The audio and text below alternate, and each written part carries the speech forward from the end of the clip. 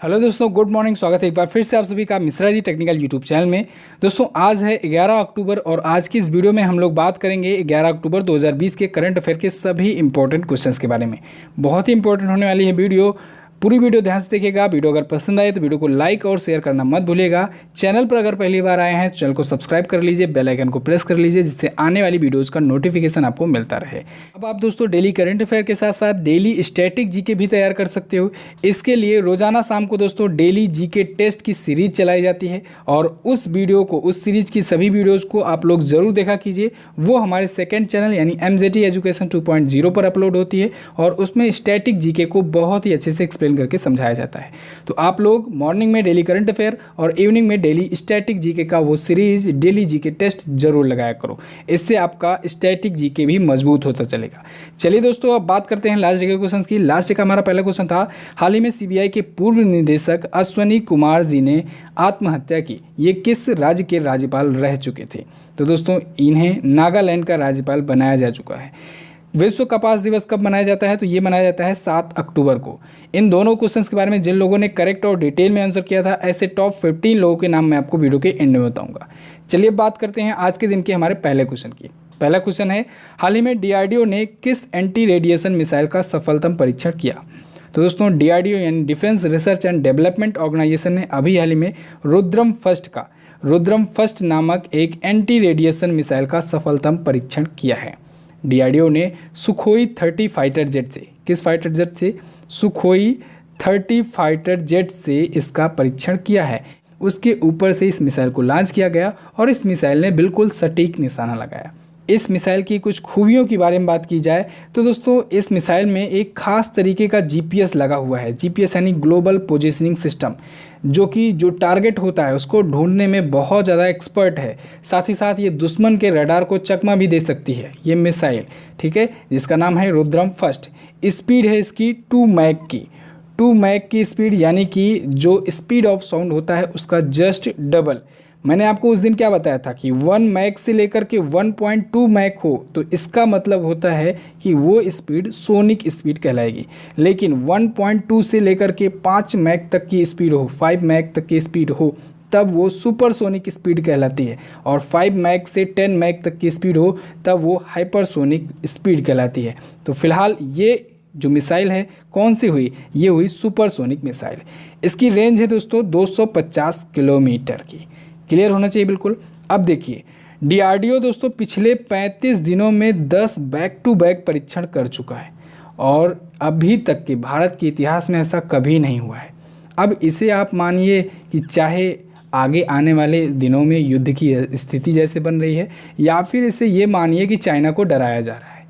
फिलहाल तो यही है कि DRDO ने 35 दिनों में 10 बैक टू बैक परीक्षण किया है। इसके बारे में मैं आपको बता चुका हूँ। चाहे वो अभ्यास ड्रोन हो, चाहे पृथ्वी 2 मिसाइल हो, चाहे ब्रह्मोस मिसाइल हो, सौर मिसाइल हो, स्मार्ट हो, ठीक है, या फिर जो हाइपरसोनिक का स्क्रैमजेट तकनीकी हो, ये सारी परीक्षण लगातार बैक टू बैक DRDO ने किया हुआ है।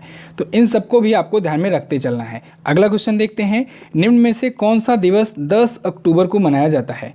तो दोस्तों विश्व प्रवासी पक्षी दिवस और विश्व मानसिक स्वास्थ्य दिवस, ये दोनों ही महत्वपूर्ण दिवस जो हैं वो 10 अक्टूबर को मनाए जाते हैं। तो उपरोक्त दोनों ऑप्शन आपका बिल्कुल करेक्ट होगा। एक एक करके दोनों के बारे में जानेंगे। सबसे पहले बात करते हैं विश्व प्रवासी पक्षी दिवस की, world migratory bird day. Actually में ये दिवस दोस्तों प्रत्येक वर्ष 2 बार मनाया जाता है। एक बार 9 मई को मनाया जाता है और एक बार 10 अक्टूबर को मनाया जाता है। प्रत्येक वर्ष 2 बार ये मनाया जाता है, ठीक है। किस लिए मनाया जाता है? प्रवासी पक्षियों के बारे में जागरूकता फैलाने के लिए। प्रवासी पक्षी कौन होते हैं? आपने सुना होगा दोस्तों न्यूज़ में कि मुंबई के तटों पर किसी मौसम में इंडोनेशिया से कुछ पक्षी आ गए, या फिर कई देश में कहीं से पक्षी चले गए, ठीक है, प्रवास कर गए। तो ऐसे पक्षी जो वातावरण की अनुकूलता को देखते हुए शिफ्ट हो जाते हैं एक जगह से दूसरी जगह, फिर जब उनके अनुकूल जब वातावरण आ जाता है तो वो दोबारा वापस आ जाते हैं। ऐसे पक्षियों को प्रवासी पक्षी कहा जाता है। इन्हीं के बारे में जागरूकता फैलाने के लिए ये दिवस मनाया जाता है और इसकी थीम भी रखी गई है। क्या है थीम इसकी? इस बार की थीम है दोस्तों बर्ड्स कनेक्ट आवर वर्ल्ड। क्या है? Birds connect our world. बात करते हैं अगले इंपॉर्टेंट की, विश्व मानसिक स्वास्थ्य दिवस की, वर्ल्ड मेंटल हेल्थ डे। तो दोस्तों दुनिया भर में मानसिक स्वास्थ्य के मुद्दे के बारे में जागरूकता फैलाने के लिए ये दिवस मनाया जाता है। ये दिवस world federation for mental health के द्वारा मनाया जाता है। इसकी भी थीम रखी गई है, इसकी थीम है मेंटल हेल्थ फॉर ऑल। क्या है? Mental health for all. अब ये तो दोस्तों अक्टूबर मंथ का इंपॉर्टेंट डे है, तो अभी तक जितने भी इंपॉर्टेंट डे आए हैं आप लोग कमेंट करके बता दीजिए। चलिए बात करते हैं अगले क्वेश्चन की। हाल ही में किस राज्य सरकार ने मुख्यमंत्री सौर स्वरोजगार योजना का शुभारंभ किया? तो उत्तराखंड राज्य सरकार ने मुख्यमंत्री सौर स्वरोजगार योजना का उद्घाटन किया है। क्या उद्देश्य है इसका? इस योजना को लॉन्च करने का उद्देश्य यही है कि वहाँ के जो युवा हैं, यूथ हैं, उनको स्वरोजगार के लिए प्रोत्साहित किया जा सके और साथ ही साथ इसी बहाने, क्योंकि ये सौर स्वरोजगार योजना है, तो इसी बहाने ग्रीन एनर्जी प्रोडक्शन को भी बढ़ावा दिया जा सके। ठीक है, तो ग्रीन एनर्जी प्रोडक्शन जब बढ़ेगा तो पर्यावरण प्रदूषण में भी कमी आएगी। अच्छा, उत्तराखंड से अभी एक और पॉइंट आया था, करंट अफेयर का क्वेश्चन आया था कि उत्तराखंड ने अपने राज्य के 90 ब्लॉक्स में और प्रत्येक ब्लॉक्स में दो अटल आदर्श विद्यालय खुलवाने की घोषणा की थी। यानी कि वहाँ पे 90 ब्लॉक में प्रत्येक ब्लॉक में दो अटल आदर्श विद्यालय खोले जाएंगे। क्लियर? उत्तराखंड आया है। उत्तराखंड देखिए मैप में, ये रहा उत्तराखंड। राजधानी देहरादून। बीजेपी पार्टी से यहाँ के हैं सीएम त्रिवेंद्र सिंह रावत जी। बेबी रानी मौर्य यहाँ के हैं governor. Jim Corbett national park, Bharat का सबसे पुराना नेशनल पार्क, ये है उत्तराखंड में ही। उत्तराखंड उत्तर प्रदेश से कब हुआ अलग? 9 नवंबर 2000 को, सन 2000 को 9 नवंबर को उत्तर प्रदेश से अलग हुआ उत्तराखंड। उत्तराखंड अपना बॉर्डर शेयर करता है हिमाचल प्रदेश से और उत्तर प्रदेश से भी। क्लियर है? उत्तराखंड हाई कोर्ट के करेंट टाइम पर चीफ जस्टिस हैं रमेश रंगनाथन। कौन है? रमेश रंगनाथन। अगला, रामविलास पासवान जी के निधन के बाद उपभोक्ता मामलों के मंत्रालय का कार्यभार किसे सौंपा गया? तो दोस्तों उपभोक्ता मामलों के मंत्रालय का कार्यभार अतिरिक्त प्रभार सौंपा गया है पीयूष गोयल जी को।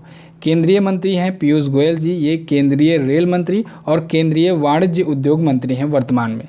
इनके ऊपर एक और अतिरिक्त प्रभार दिया गया है, ये अब केंद्रीय उपभोक्ता मामलों, खाद्य और सार्वजनिक वितरण मंत्रालय का भी संभालेंगे कार्यभार। तो इनको इसका अतिरिक्त प्रभार मिल गया है। क्यों मिला है? क्योंकि दोस्तों अभी आपको याद होगा कि केंद्रीय मंत्री रामविलास पासवान जी का निधन हो गया है, तो वो जिस पद को, जिस मंत्रालय को संभाल रहे थे, उस मंत्रालय को इनको अतिरिक्त प्रभार के रूप में यानी एक्स्ट्रा चार्ज के रूप में दे दिया गया है। अभी एक और अतिरिक्त प्रभार मिला था। किसे मिला था? जब हरसिमरत कौर बादल जी ने दोस्तों केंद्रीय खाद्य प्रसंस्करण जो मंत्री थी, उन्होंने अपने पद से इस्तीफा दिया था, तो खाद्य प्रसंस्करण मंत्रालय का प्रभार, अतिरिक्त प्रभार दे दिया गया नरेंद्र सिंह तोमर को। नरेंद्र सिंह तोमर कौन है? ये केंद्रीय कृषि एवं किसान कल्याण मंत्रालय के मंत्री हैं और इनको अतिरिक्त प्रभार मिला था खाद्य प्रसंस्करण मंत्रालय का भी। तो ये दो अतिरिक्त प्रभार जो मिले हैं इनको आपको याद रखना है, बहुत इंपॉर्टेंट है। चलिए नेक्स्ट बात करते हैं। हाल ही में सागर कवच नामक 2 दिवसीय तटीय सुरक्षा अभ्यास कहाँ आयोजित हुआ? तो अभी हाल ही में सागर कवच नामक 2 दिवसीय तटीय सुरक्षा अभ्यास दोस्तों कोच्चि में आयोजित हुआ, संपन्न हुआ। 2 दिनों का था ये। एक्चुअली में ये एक अर्धवार्षिक अभ्यास होता है, यानी 6-6 महीनों पर आयोजित होता है। तो भारत की तटीय सुरक्षा जो है, कोस्टल सिक्योरिटी जो है, उसकी कैपेसिटी क्या है, इसको चेक करने के लिए प्रत्येक 6 महीने में ये अभ्यास किया जाता है। तो इसमें कौन कौन शामिल होता है? ये अभ्यास बेसिकली दोस्तों इंडियन नेवी के बीच में और कोस्ट गार्ड के बीच में होता है। ठीक है, ये चेक करने के लिए कि हमारी कोस्टल कैपेसिटी, कोस्टल सिक्योरिटी कितनी ज़्यादा मजबूत है। तो प्रत्येक 6 महीने पर होता है। और कहाँ कहाँ पर होता है? तो ये बेसिकली दोस्तों केरल में, कर्नाटक में और लक्षद्वीप में आयोजित किया जाता है। क्लियर है दोस्तों? आज ई बुक आ रही है। आज पूरी कोशिश रहेगी सितंबर 2020 की मंथली ई बुक लॉन्च करने की। इस बार मैं जानता हूँ बहुत ज़्यादा लेट हो गया, लेकिन उसके पीछे का सबसे बड़ा रीज़न यही था कि ई बुक अगर लॉन्च की जाती तो कुछ ही लोगों का फ़ायदा हो पाता, जबकि बहुत सारे कमेंट आ रहे थे कि लोगों के एग्ज़ाम्स लगे हुए हैं, 12-13 अक्टूबर से शुरू हो रहे हैं, उनका स्टैटिक जीके जीएस बिल्कुल तैयार नहीं है।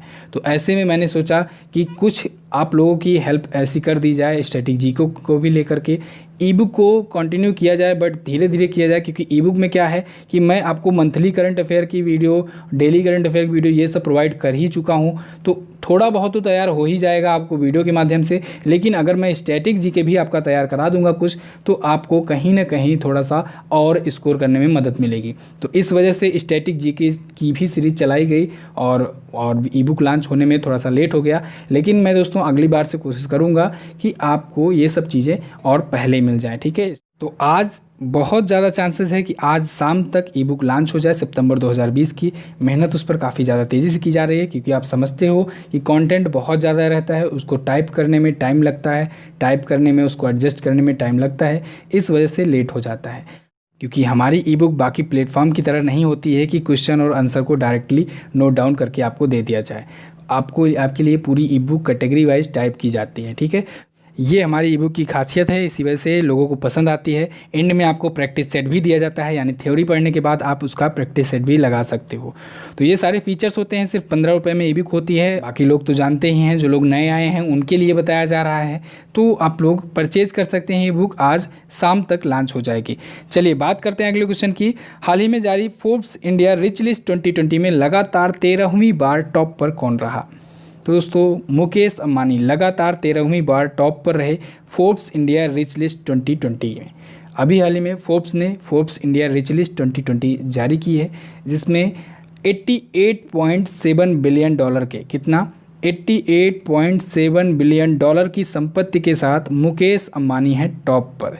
पिछले 1 सालों में इनकी 73% की ग्रोथ हुई है। पिछले 1 साल में, ठीक है, 73% की ग्रोथ हुई है। दूसरे स्थान पर कौन है? दूसरे स्थान पर हैं गौतम अडानी। गौतम अडानी की कुल संपत्ति है दोस्तों 25.4 billion dollar, 25.4 billion dollar. Third पर हैं शिव नाडर। शिव नाडर की संपत्ति है 20.4 बिलियन डॉलर। आप लोग देख सकते हैं कितना ज़्यादा गैप है। मुकेश अंबानी दोस्तों रिलायंस इंडस्ट्रीज़ के चेयरमैन हैं, और रिलायंस इंडस्ट्रीज़ 200 बिलियन डॉलर का मार्केट कैप क्रॉस करने वाली पहली इंडियन कंपनी बन गई है। पहली और एकमात्र इंडियन कंपनी बन गई है, ठीक है, 200 बिलियन डॉलर का मार्केट कैप क्रॉस करने वाली। साथ ही साथ इसने अपने आप को कर्ज मुक्त भी घोषित कर दिया है। नेक्स्ट, प्रत्येक वर्ष राष्ट्रीय डाक सप्ताह कब से कब तक मनाया जाता है? तो राष्ट्रीय डाक सप्ताह नेशनल पोस्टल वीक दोस्तों मनाया जाता है प्रत्येक वर्ष 9 अक्टूबर से 15 अक्टूबर के बीच में। इंडियन पोस्ट के बारे में लोगों को जागरूक करने के लिए, लोगों में जागरूकता फैलाने के लिए मनाया जाता है। डाक विभाग के द्वारा ही मनाया जाता है। भारतीय डाक के इतिहास के बारे में कल मैंने आपको बहुत ज़्यादा डिटेल में बताया था। क्यों? क्योंकि कल था विश्व डाक दिवस। 9 अक्टूबर को विश्व डाक दिवस होता है, ठीक है। तो 9 अक्टूबर यानी विश्व डाक दिवस के अगले 1 हफ्ते तक राष्ट्रीय डाक सप्ताह मनाया जाता है, ठीक है। नेशनल पोस्टल वीक मनाया जाता है। इसे भी आपको ध्यान रखना है। आपको आज क्या करना है, कल जो भी मैंने पॉइंट्स आपको बताए थे डाक विभाग से रिलेटेड, आप लोग कमेंट करके बता दीजिए, ठीक है। भारतीय डाक के इतिहास के बारे में कल बताया था, कमेंट करके बताइए। अगर आप लिखोगे तो चीज़ें आपको याद हो जाएंगी और अच्छे से। जो चीज़ें याद हो आप लोग लिख करके बताओ हमें। नेक्स्ट बात करते हैं, प्रत्येक ग्रामीण घर में पेयजल कनेक्शन प्रदान करने वाला देश का पहला हर घर जल राज्य कौन बना? तो दोस्तों गोवा बन गया है ऐसा राज्य जिसने अपने राज्य के सभी ग्रामीण घरों में पेयजल कनेक्शन प्रदान कर दिया है, ठीक है। गोवा ने 2,30,000 कितना 2,30,000 ग्रामीण परिवारों को पेयजल कनेक्शन प्रदान किया है।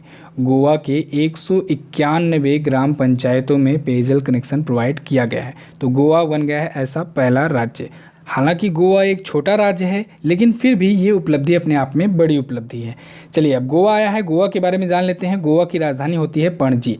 प्रमोद सावंत जी बीजेपी पार्टी से यहाँ के हैं करंट टाइम पर चीफ मिनिस्टर। यहाँ के गवर्नर हैं भगत सिंह कोश्यारी जी। एक्चुअली में वो महाराष्ट्र के गवर्नर हैं, उनको अतिरिक्त प्रभार मिला है गोवा का भी, ठीक है। क्योंकि गोवा के जो सत्यपाल मलिक थे उनको मेघालय का बना दिया गया गवर्नर। गोवा किससे किससे अपना बॉर्डर शेयर करता है? गोवा अपना बॉर्डर महाराष्ट्र से और कर्नाटका से शेयर करता है। भारत का सबसे छोटा राज्य है ये, ठीक है। गोवा का जो हाई कोर्ट है वो बॉम्बे हाई कोर्ट ही पड़ता है, और बॉम्बे हाई कोर्ट के चीफ जस्टिस हैं दीपांकर दत्ता। नेक्स्ट, दिल्ली सरकार ने 12,000 छात्रों को कोडिंग में प्रशिक्षण देने के लिए किससे समझौता किया? तो दिल्ली सरकार ने अभी हाल ही में हिंदुस्तान टाइम्स के साथ एक डील की है, जो कि 12,000 छात्रों को, दिल्ली के 12,000 स्टूडेंट्स को कोडिंग में ट्रेनिंग दी जाएगी। कोडिंग क्या होती है? कोडिंग का मतलब हुआ कि कंप्यूटर से रिलेटेड जो कोडिंग होती है, जो प्रोग्रामिंग होती है, उसमें ट्रेनिंग दी जाएगी। तो इसमें बेसिकली क्लास 6 से क्लास 9 तक के छात्र होंगे, स्टूडेंट होंगे, जिनको बेसिक कोडिंग जैसे HTML, CSS, पाइथन ये सब जैसी कोडिंग सिखाई जाएगी, ठीक है। तो दिल्ली के जो डिप्टी CM हैं मनीष सिसोदिया जी, इन्होंने हिंदुस्तान टाइम्स के साथ मिलकर के हिंदुस्तान टाइम्स कोडेथॉन लॉन्च किया है। क्या? हिंदुस्तान टाइम्स कोडेथॉन लॉन्च किया है। क्लियर है। नेक्स्ट बात करते हैं दोस्तों, आप लोग डेली जीके टेस्ट तैयार कर सकते हो। जैसे कि मैंने आपको शुरुआत में बताया, हिंदी और इंग्लिश में होता है। प्रीवियस ईयर के क्वेश्चन अभी लिए जा रहे हैं।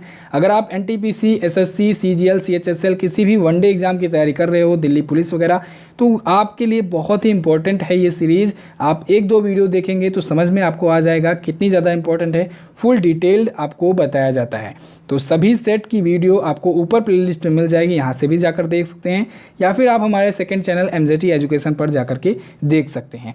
चलिए बात करते हैं अगले क्वेश्चन की। हाल ही में किस राज्य की पहली महिला मुख्य न्यायाधीश के ऊषा का निधन हो गया? तो दोस्तों अभी हाल ही में के ऊषा जी का निधन हो गया, जो कि केरल हाई कोर्ट की पहली महिला मुख्य न्यायाधीश थी। के ऊषा जी दोस्तों केरल हाई कोर्ट में ये चीफ जस्टिस के रूप में सन 2000 से 2001 तक रही। केरल हाई कोर्ट की चीफ जस्टिस के रूप में, ठीक है, पहली महिला मुख्य न्यायाधीश बनी थी। और जस्टिस के रूप में बात की जाए तो 1991 से सन 2000 तक ये जस्टिस के रूप में रही थी। अभी हाल ही में इनका निधन हो गया है। तो बस दोस्तों ये तो थे आज के दिन के top 10 current affair. I hope आपको वीडियो पसंद आई होगी। वीडियो अगर पसंद आई है तो वीडियो को आप लोग लाइक कर दीजिए, अपने दोस्तों के पास इसे शेयर कर दीजिए, सब्सक्राइब कर लीजिए चैनल को, बेल आइकन को प्रेस कर लीजिए, जिससे आने वाली वीडियो का नोटिफिकेशन भी आपको मिल जाए। चलिए बात करते हैं क्वेश्चन ऑफ द डे की। किस संविधान संशोधन के तहत सिक्किम को भारतीय राज्य का दर्जा मिला था? अगला, भारतीय डाक में पिन कोड की शुरुआत कब हुई? दोनों ही क्वेश्चन हैं इंपॉर्टेंट, दोनों के बारे में आपको जो पता हो डिटेल में लिखिएगा जरूर। बात करते हैं उन लोगों के नाम की जो लोग कल की वीडियो में करेक्ट और डिटेल में आंसर किए थे। लेकिन उससे पहले मैं आपको बताना चाहूँगा, इसकी क्विज़ और डेली जीके टेस्ट की क्विज़ आप लोग जा करके एमजेटी पे ऐप पर लगा सकते हैं। एमजेटी ऐप ओपन कीजिएगा, उसमें जाइएगा, बाकायदे सेक्शन बने हुए हैं, सभी में जाकर आप लोग प्रैक्टिस सेट के क्वेश्चंस क्विजेस सॉल्व कर सकते हैं। बात करते हैं उन लोगों के नाम की जो लोग कल की वीडियो में करेक्ट और डिटेल में आंसर किए थे। उनके नाम हैं शिल्पी ठाकुर, मनु पांडे, साधना, सचान, रेखा बुनकर, अमृत कुमार, श्यामशेर कुमार, नरेंद्र मीना, सृष्टि मिश्रा, रविशंकर, सत्येंद्र प्रताप, राहुल कुमार, राहुल यादव, रमन, आंचल मिश्रा, पिंटू, नीतू। इतने लोगों ने करेक्ट और डिटेल में आंसर किया है। आप लोग भी डिटेल में आंसर किया करो। मिलते हैं दोस्तों नेक्स्ट वीडियो में, तब तक के लिए नमस्कार, जय हिंद, वंदे मातरम।